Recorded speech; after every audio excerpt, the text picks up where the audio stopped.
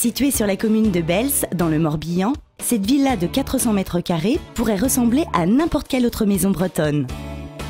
Néanmoins, les apparences peuvent parfois être trompeuses, car derrière la sobriété de l'architecture d'intérieur, on découvre de nombreuses fonctions domotiques.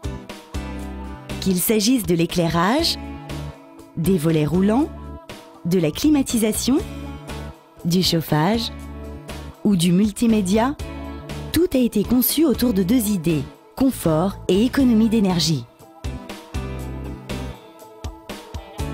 Les différentes commandes sont accessibles par des platines multifonctions disposées dans chaque pièce. Elles se retrouvent aussi sur un élément central. On a également un écran qui est l'écran un peu tableau de bord et l'élément central de l'installation sur lequel on pilote toute l'installation domotique, mais sur lequel le client utilise également l'internet pour ses recettes de cuisine ou la télé au quotidien.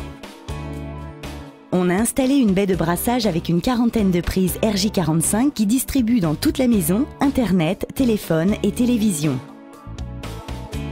L'accent a été mis sur l'espace de travail situé à l'étage, afin de répondre aux exigences professionnelles du propriétaire. Ça, je pense que ça préfigure un nouveau type de clientèle qui va de plus en plus nous demander d'intégrer dans l'habitat des fonctions professionnelles de vidéoconférence, de travail à domicile, de télétravail, même de téléenseignement. C'est quelque chose qui va devenir très motivant pour la plupart des clients et qui permettront peut-être de convaincre de plus en plus d'architectes. Donc on a prévu 6 zones de diffusion sonore. Sur ce projet, le domoticien a travaillé en étroite collaboration avec l'architecte d'intérieur. Outre le soin apporté à l'appareillage, tous les éléments techniques ont été intégrés à l'architecture, tout en restant parfaitement accessibles.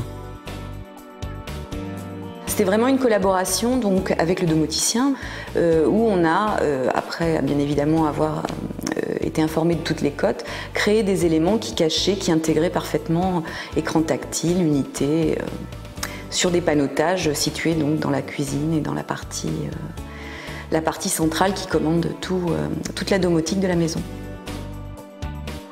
La synergie entre l'architecte d'intérieur et le domoticien a aussi permis d'anticiper l'évolution de la maison. Pour des raisons économiques, on a décidé de réaliser certains travaux, comme le home cinéma, lors d'une seconde phase. Aussi, il est indispensable de penser au passage de câbles en prévoyant de relier les différents écrans plats et systèmes de diffusion sonore.